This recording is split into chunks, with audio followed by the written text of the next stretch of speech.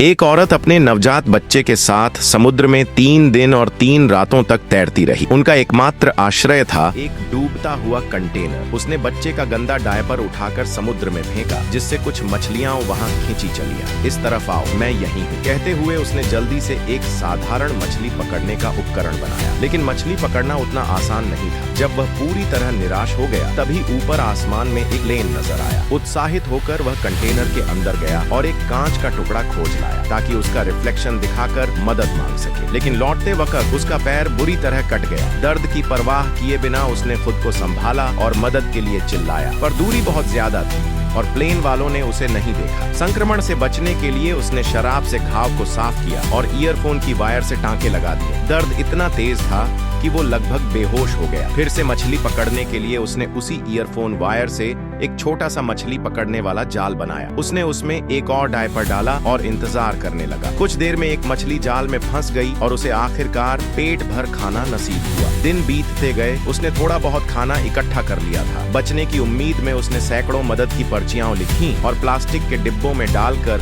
समंदर में बहा दी।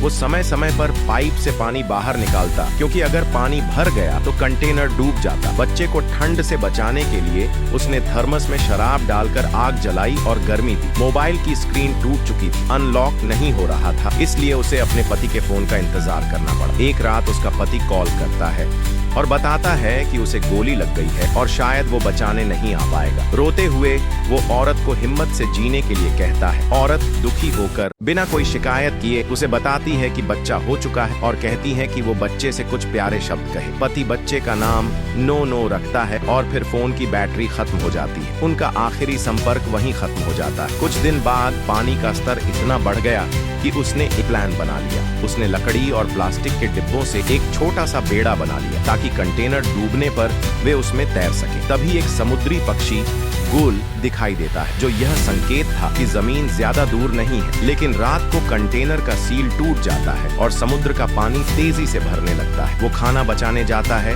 लेकिन एक रस्सी में उसका पैर फंस जाता है। वह पानी में डुबकी लगाकर रस्सी काटता है और बड़ी मुश्किल से खुद को बचाता है। लेकिन जब वो पानी से बाहर निकलता है तो बच्चा कहीं दूर बह चुका होता है। वो जोर जोर से चिल्लाता है। तभी एक व्हेल मछली उसके पास आती है और पानी बच्चे पर छिड़कती है। बच्चा डर के मारे रोने लगता है और उसकी आवाज सुनकर औरत बच्चे तक पहुंचती है। बच्चा सुरक्षित था और व्हेल वहां से चली जाती है। एक और रात समंदर में गुजरती है।